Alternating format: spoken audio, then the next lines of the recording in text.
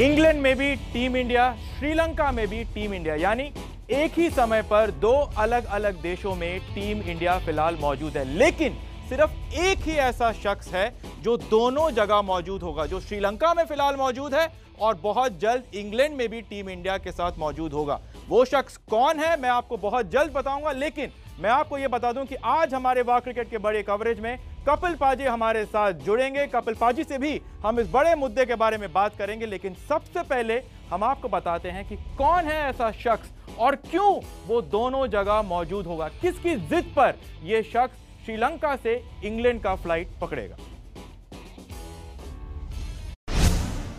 क्या विराट कोहली और रवि शास्त्री बन गए हैं टीम इंडिया के सुपर सेलेक्टर? क्या अब कप्तान और कोच ही देंगे खिलाड़ियों के रिप्लेसमेंट के ऑर्डर? क्या विराट शास्त्री के कद के आगे चयनकर्ताओं के फैसले भी हो जाएंगे बेकार?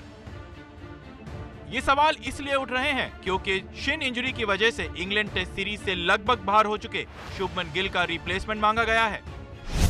आप जानकर हैरान रह जाएंगे कि गिल का रिप्लेसमेंट भारत से नहीं श्रीलंका से मांगा गया है। शिखर धवन की कप्तानी में पृथ्वी शॉ श्रीलंका दौरे पर वनडे और टी20 सीरीज खेलने गए हुए हैं। अब पृथ्वी शॉ को इंग्लैंड सीरीज के लिए खुद को तैयार रखने के लिए कहा गया है। इंग्लैंड दौरे पर केएल राहुल और मयंक अग्रवाल टीम इंडिया के साथ हैं। इसके अलावा अभिमन्यु ईश्वरन भी रिजर्व प्लेयर के तौर पर इंग्लैंड में मौजूद हैं। चेतेश्वर पुजारा और हनुमा विहारी भी रोहित के साथ ओपन कर सकते हैं। दोनों पहले भी टीम इंडिया के लिए ओपन कर चुके हैं। अब सवाल यह है कि विकल्पों की भरमार के बावजूद रिप्लेसमेंट क्यों मांगा गया? शुभमन गिल की जगह पृथ्वी शॉ को ही क्यों श्रीलंका दौरे से बुलाया जा रहा है? पृथ्वी शॉ को लेकर इतनी जिद क्यों की जा रही है? कपिल पाजी, मैं आपसे सीधा और बहुत पॉइंटेड सवाल पूछना चाहूंगा कि टीम इंडिया के पास पहले से ही इंग्लैंड में 3 ओपनर्स और मौजूद हैं। क्या अब आपको लग रहा है कि शायद विराट कोहली और रवि शास्त्री अब इस टीम इंडिया के सुपर सेलेक्टर बनते जा रहे हैं? यानी क्या वो तय करेंगे कि कौन टीम में आएगा और कब आएगा? और उसकी कोई ज़रूरत नहीं है। देखिए, एक बार सेलेक्टर्स की भी रिस्पेक्ट होनी चाहिए। उन्होंने टीम पिक की है और जो भी टीम पिक की है वो इनके बिना पूछे तो नहीं हुई होगी, ज़रूर चर्चा हुई होगी। उसके बाद आपके पास इतने 2 बेहतरीन ऑलराउंडर हैं। अब ओपनिंग बैट्समैन है के राहुल और मयंक के अलावा भी आपको थर्ड चाहिए। मुझे नहीं लगता है कि ये सही बात है। ऐसा हमारे टाइम में तो नहीं होता था, शायद आज होता हो। मैं इससे सहमत नहीं हूँ। मैं यही चाहता हूँ कि जो टीम आपने पिक की है उसमें रिजर्व ओपनर हैं तो उन्हीं को खिलाना चाहिए, और वरना थोड़ा सा अजीब सा लगेगा कि आप पे इंसल्ट कर रहे हैं इन यंग बच्चों को जो ऑलरेडी टीम में हैं।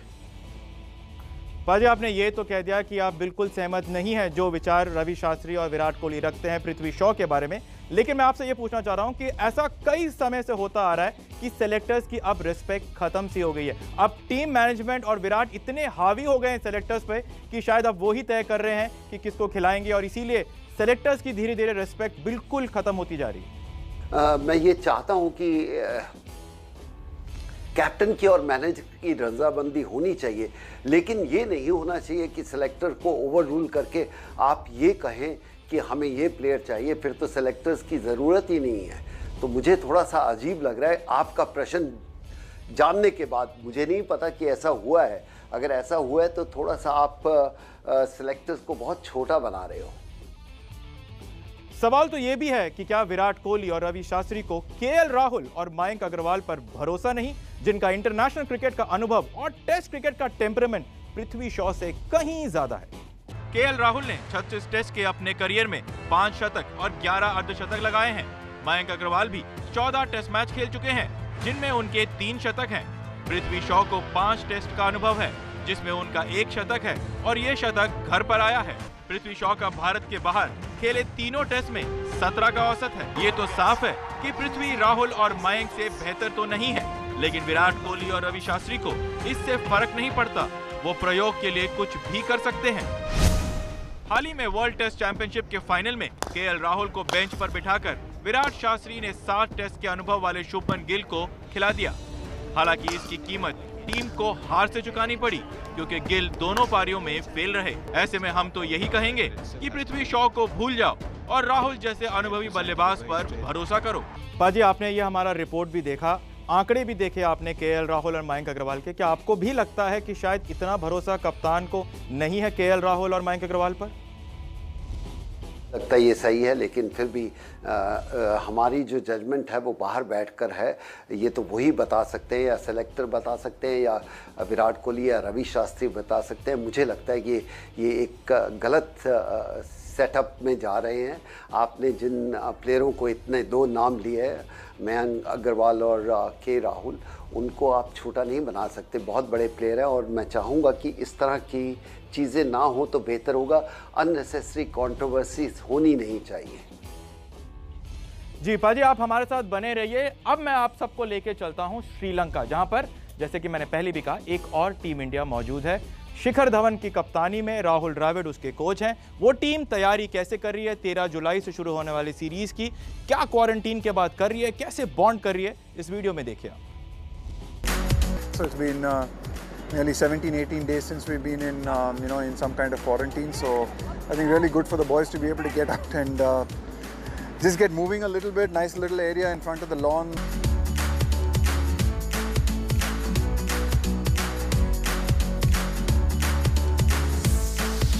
बस फुटबॉल ही हो रही है, तो 4 टीमें बनी हुई हैं। तो पहला मैच मेरी और शिखर की टीम का था, हम लोग हार गए। तो अभी दूसरी 2 टीमों का हो रहा है, उसके बाद जो जीतेगा उसका फाइनल होगा। आई थिंक यही है फिक्सचर। आई होप कि ज़्यादा हो, मतलब सब लोग मज़ा कर रहे हैं यहाँ पर। नहीं, काफ़ी अच्छा लग रहा है क्योंकि इंडिया में ऑलमोस्ट 2 वीक क्वारंटीन किया, यहाँ पे 3 दिन किया, तो सब लोग बहुत एक्साइटेड थे बाहर आने के लिए। जो भी फन एक्टिविटी हो रही है सब लोग काफ़ी इन्जॉय कर रहे हैं। तो आई मीन जो टूर आने वाला है उसके लिए आज भी पहला दिन है, जो हम पूरा मोमेंटम बनाएंगे। आज जो एक एटमॉस्फेयर रहेगा पूरे टूर पे, उसके लिए काफ़ी अच्छा है। बहुत ज़रूरी है कि ऐसे सेशन हो, साथ में खेलें, टीम बॉन्डिंग हो। तो I think I just hope कि ये जस्ट पहला सेशन है, वन ऑफ द मैनी जो इस पूरे टूर पे होने वाले हैं। पाजी, आपने इस वीडियो में देखा कि राहुल द्रविड़ कैसे टीम इंडिया के साथ तैयारियां कर रहे हैं। मैं आपसे ये पूछना चाहता हूं कि क्या ये कोच राहुल द्रविड़ के लिए भी डमी रन है कि अगर रवि शास्त्री चूके तो हमारे पास अगला कोच टीम इंडिया का बिल्कुल तैयार है? अभी बात करने की इसकी कोई ज़रूरत नहीं है। अभी ये सीरीज़ ख़त्म होगी, पता चलेगा किस तरह की परफॉर्मेंस है। अगर आप एक नया कोच तैयार कर रहे हैं तो कोई बुरी बात नहीं। अगर रवि शास्त्री बेहतर काम कर रहे हैं तो उनको भी निकालने की ज़रूरत नहीं है। ये समय ही बताएगा। समय से पहले अगर हम चर्चा करें तो अननेसेसरी हम प्रेशर डालेंगे अपने कोचेस के ऊपर, अपने प्लेयरों के ऊपर। जी कपिल पाजी, लेकिन एक चीज मैं जरूर पूछना चाहूंगा कि फिलहाल एक ही समय पर 2 अलग अलग टीम इंडिया है। चांस मिल रहा है सबको, ये अच्छी बात है, पर आपको क्या लग रहा है कि शायद बहुत सस्ते में टीम इंडिया की जो कैप है, जो बहुत सारे प्लेयर्स इतना वैल्यू करते हैं, वो बहुत सस्ते में बट रही है? ऐसा होना नहीं चाहिए। एक आपके पास एक बेंचमार्क बहुत बड़ी है और अगर प्लेयरों को मौका मिलता है और आप अपनी 2 टीमें इतनी बड़ी बना सकते हैं जो जाके दावा कर सकें कि श्रीलंका में भी जीते और इंग्लैंड में भी जीते, इससे बेहतर क्या है? अगर इसकी अपॉर्चुनिटी यंगस्टर को मिलती है तो बहुत बढ़िया बात है, कोई बुरी बात नहीं है। लेकिन ये टीम सेलेक्टर और मैनेजमेंट के ऊपर है, क्या वो इतना प्रेशर 2 टीमों को इकट्ठा दे सकते हैं? बहुत बहुत शुक्रिया पाजी, आप हमारे साथ जुड़े इस हमारे वाह क्रिकेट के शो में। चलिए, इसके अलावा बहुत सी ऐसी चीजें हैं जो वर्ल्ड क्रिकेट में होती आ रही है। क्या क्या हो रहा है पूरी दुनिया में, क्रिकेट की दुनिया में क्या क्या हो रहा है, आइए जल्दी से देख लेते हैं हमारे क्रिकेट डायरी में। पूर्व भारतीय ऑलराउंडर यूसुफ पठान मैदान पर वापसी करने के लिए तैयार हैं। पठान इस साल लंका प्रीमियर लीग में खेलते हुए दिखेंगे। बांग्लादेश के स्टार खिलाड़ी शाकिब अल हसन और तमीम इकबाल भी इस लीग का हिस्सा होंगे। यूसुफ पठान के छोटे भाई इरफान पठान पिछले साल LPL में कैंडी टस्कर्स की ओर से खेले थे। पूर्व ऑस्ट्रेलियाई कप्तान स्टीव स्मिथ इस वक्त कोहनी की चोट से जूझ रहे हैं और T20 विश्व कप तक फिट होने की कोशिशों में जुटे हैं। स्मिथ ने कहा है कि अगर उन्हें T20 विश्व कप छोड़ना पड़े तो वो ऐसा करेंगे, क्योंकि उनकी प्राथमिकता एशेज सीरीज 2021 के लिए पूरी तरह फिट होना है। इंग्लैंड में चल रही लीग T20 ब्लास्ट के आखिरी 3 गेंदों पर 2 गेंदबाजों के जरिए हैट्रिक की स्क्रिप्ट लिखी गई। एक मुकाबला केंट और सरे के बीच खेला गया, जिसमें केंट के लिए खेलते हुए एडम मिलने ने मैच की आखिरी 3 गेंदों पर हैट्रिक ली, और दूसरा मैच यॉर्कशायर और लैंकाशायर के बीच खेला गया, जिसमें लॉकी फर्ग्यूसन ने मैच की आखिरी 3 गेंदों पर वही काम किया। मिलने और लॉकी फर्गुसन दोनों ही न्यूजीलैंड से हैं। इंग्लैंड में चल रहे T20 ब्लास्ट पर कोरोना अपना शिकंजा कसता जा रहा है। इस बार वेस्टइंडीज के क्रिकेटर कार्लोस ब्रेथवेट को अपना निशाना बनाया है। कार्लोस ब्रेथवेट फिलहाल वारविकशायर की टीम का हिस्सा है। T20 ब्लास्ट में कोरोना पॉजिटिव होने वाले ब्रेथवेट पहले नहीं है। ब्रेथवेट से पहले ग्लैमॉर्गन के निक सैमसन और ससेक्स के टॉम क्लार्क भी पॉजिटिव पाए गए हैं। 3 बार की euro cup champion Spain semifinal में पहुंच गई है। उन्होंने क्वार्टर फाइनल में स्विट्जरलैंड को पेनल्टी शूटआउट में 3-1 से हराया। इससे पहले फुल टाइम और एक्स्ट्रा टाइम में स्कोर 1-1 से बराबर रहा। स्पेन ने शूटआउट में 5 शॉट में से 3 में गोल दागे। वहीं स्विट्जरलैंड की टीम 4 में से 1 ही गोल कर सकी।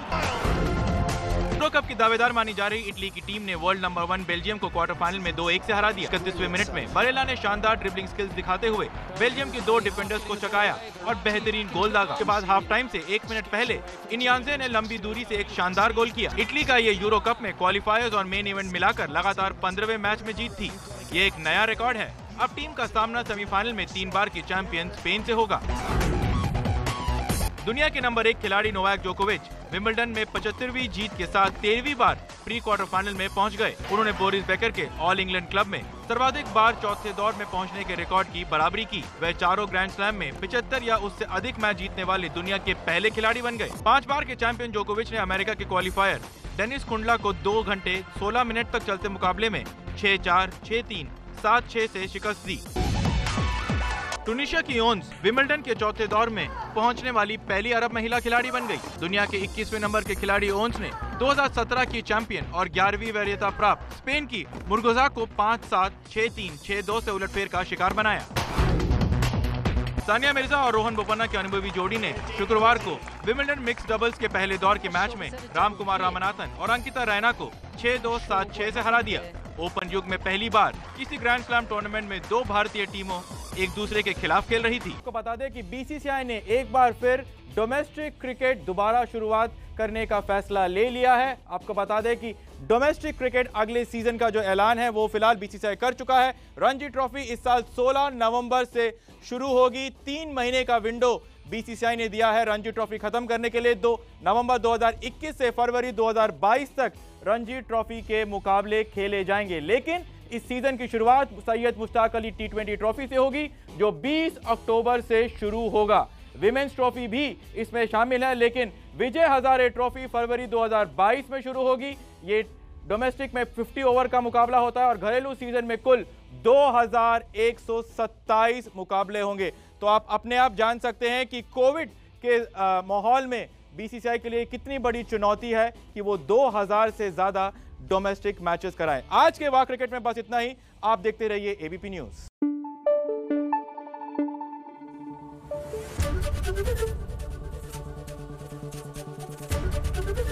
एबीपी न्यूज आपको रखे आगे।